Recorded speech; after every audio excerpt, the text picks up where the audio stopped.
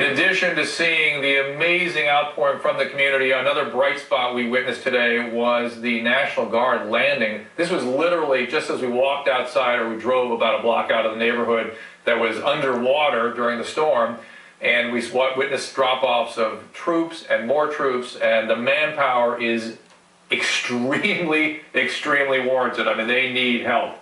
Now, Ramona, before the commercial break, you were starting to tell a story about your daughter's 13-year-old friend, and this is, you know, I've kept Dr. Swanson around for both of us, so our PTSD doesn't get too out of hand. The dad and the 13-year-old were killed. Tell us about this tragedy. There was a family in Tottenville that this girl, she was 13, she went to school with my two daughters who are 13 and 12, and they stood behind Dr. Drew because they didn't want to get robbed. This happened once before. We had a hurricane, we had bad weather, their home got robbed. So the parents said, you know what, we're just going to wait it out and we're just going to fight off the looters or whoever's going to come to rob us. And basically, the mom is the only survivor. The mother, she remembers everything that took place. Her child was ripped from her arms and the girl died, her husband died. She has nothing now, and placed an ad. I'm holding the ad. I want to put it up. Can you guys put it up? There it is. Patricia lost her husband, George, and 13-year-old daughter. She does not have any money to bury her loved ones. This is how desperate things are. Nowhere to live, nowhere to eat. The eating and clothing, the community and the outreach has taken care of a bit. We're good, yeah. But nowhere to live and not enough money to power the home, to get an electrician in there to turn the power on, to get a plumbing service in there to help out with the sewage that's all over the bathrooms now. David, is there anything about this experience, Dr. Swanson, that helps people, that they can do to deal with the fact that this is a marathon and not a sprint?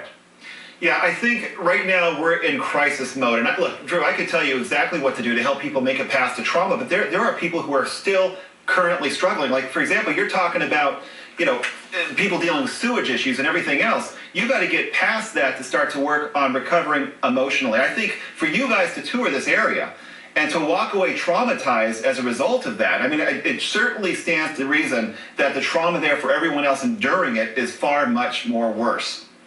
Right, that's right. And Ramona, you had remarked how interesting it was how the people of the island reached out to us, that they wanted to interact, they needed that contact. So again, I guess I would encourage people.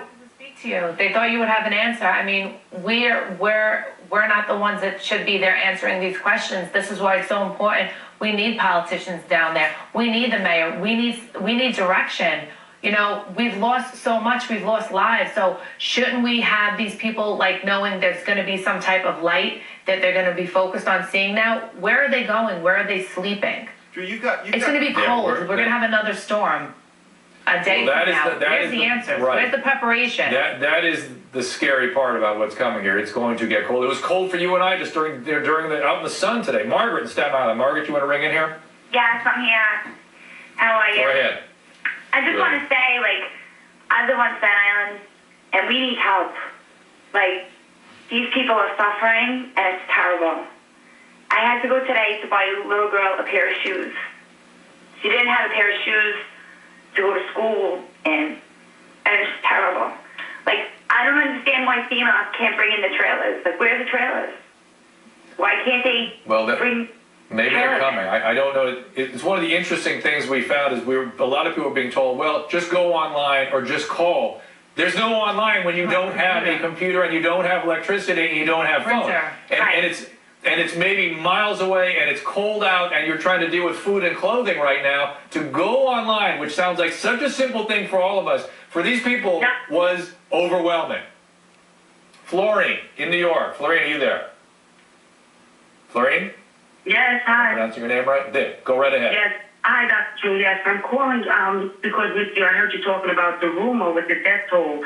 And I'm here on Staten Island, and I live on the other side. You know, I went over there yesterday to help out, to hand out any supplies I could in the streets. And, you know, what's out there is that the death toll is much higher than what, and there's people on, you know, on Twitter and Facebook, and they're asking, did you see my loved ones? Did you see my friend?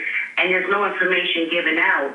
if you could find people, and if they have bodies that are unidentified, let the public know so people can go there and maybe identify these people. And it's just so unfair, and I totally understand. Thank you, Ramona. I really appreciate everything you and Dr. Drew did out there. And just, we need answers. We need answers to everything out here. Yeah, it's a very helpless feeling. Michelle, you're in New York as well. Michelle, what do you want to say? Hi, Dr. Drew. I live in the Bronx, and I'm very upset because where I live, we didn't have any evacuation or flooding or electricity that went out. But I have friends that live like in City Island, Throggs Neck, and also like Edgewater Park. Where is the politicians? Where is the help? My friend's mom, her home is demolished, went right into 3 other homes from the water. And they can't even call. They can't get online. They have no cell phone service, no electricity, no food. They can't get gas. And, you know, they're crying to me, unable to call in. That's why I'm calling in, because we don't know what to do for them. And it's heartbreaking about Staten Island, Queens, Brooklyn. My heart goes out to everyone. But my friends are suffering here in the Bronx, and it's like no one cares. And Michelle, we don't know what I to got to do. tell you, Michelle, that you have summarized the feeling that Ramona and I left Staten Island with today. And I thank you for pointing out that it's not just Staten Island. There are many areas. I hate to blame politicians because this is a monumental job, but there certainly is a call to action here for at least a structure. If somebody could just show these folks what they can expect going forward, even if it's 2 months out and they're afraid to say that, oh my God, we may not be able to They get to this just for want quite to see some a time. face. They want to see a person. We want somebody to come out there and speak to us. That's all we Yes, want. Ramona. How many days has it been? Ramona, this story I doubt has ended. Ramona, thank you for the tour today. Thank you for welcoming me to your community. Thank you for coming and covering it. I was deeply, deeply moved by the experience. Dr. Swenson, stay with me. I may need you yet through the show. Coming up, I've got a former Navy SEAL on surviving a disaster. And next, we will talk to this incredible woman. She's been called the Angel of Water. Carrying buckets of water. Let me the angel. What is it?